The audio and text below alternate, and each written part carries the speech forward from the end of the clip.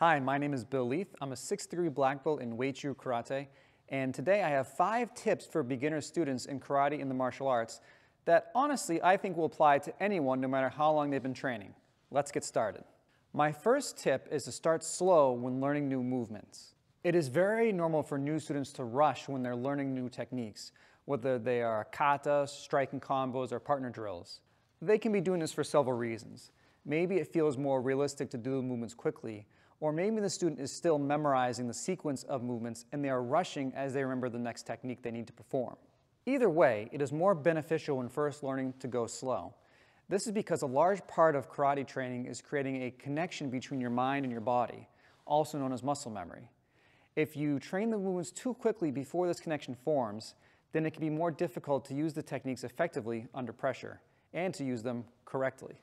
It is also likely that if you are moving too quickly, you might skip movements or perform half movements. Because of this, I highly recommend when starting out to take your time before adding speed and power. My next tip is to focus on stance and posture. Kata is one of the best tools at your disposal to learn the framework of your martial arts style. Just like building a home, you want to start with a strong foundation. As you practice, pay attention to your feet, knees, hips, and shoulders. If you don't practice kata, you can still accomplish this with striking combos, line drills, or shadow boxing. I tell my new students that I have no problem with them checking their feet during practice because they often are the most overlooked part of the body for beginner students. Let's face it, for most people, feet positioning and stance is just not as interesting and cool as all the strikes, blocks, and kicks that are happening up here. However, our stance is what's going to put us in position to use those techniques. Beginner students should always be encouraged to make adjustments to their stance during training. That means paying attention to your feet, as well as common stance corrections such as over or under bending the knees, the hips sticking out, or the shoulders shrugging up.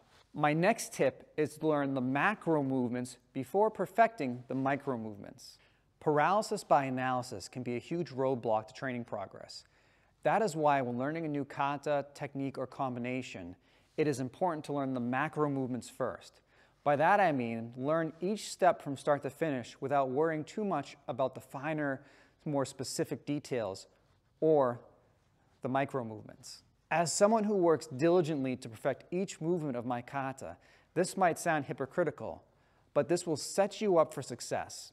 As an example, memorizing a kata is a huge accomplishment, which will leave you excited to further fine-tune your movements. However, it is easy to get discouraged when you focus too early on in training on perfecting each individual part of a kata, especially when you haven't even learned the whole kata yet. Instead, learn the general set of movements first.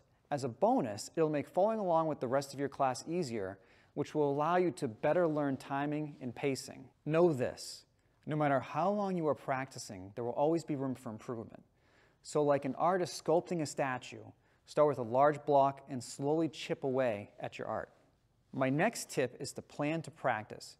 If you feel the urge to practice at any given time, that is great, but don't rely on urges.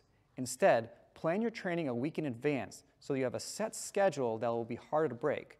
Include not only your in-dojo training, but your at-home training as well. Home training is critical because it will give you an opportunity to work on corrections that you receive in class and fine-tune the micro movements we discussed earlier.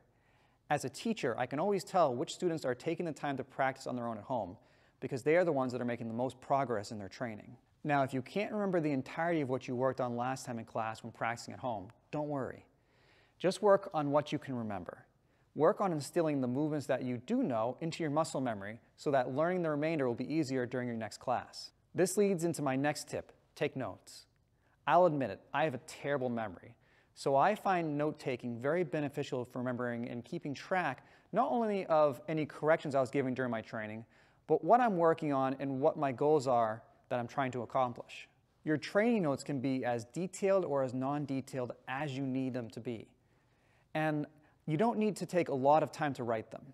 Depending on how much time I have when taking notes, I'll either do a big information dump of every important detail from class that I found useful to my training, or I'll only write down 1 or 2 key points that I want to remember. The important thing is that you are taking a moment to reflect on your training. Engaging your mind in your practice will make each session more substantial and further strengthen the mind-body connection. I hope you found these tips helpful. I have so many more tips that I can share, But for now, I'm going to leave you with one more. Have fun with your training. Whether you're practicing to be a competitor for self-defense or as a hobby, it is important to have fun with your training and not take it too seriously. The martial arts should teach balance, so put an effort to progress with your training, but don't be so hard on yourself when you're not making the progress you want to make. Learn to embrace the easy and the difficult parts of your training, and you surely will succeed on your martial arts journey. If you've made it this far in the video, let me ask you a favor that will really help me out. That favor being to subscribe and to like this video. And if you're feeling really energized about your training, leave your own tip in the comments that you feel will help someone else out with their training. Until next time, train smart, train hard. I'll see you soon.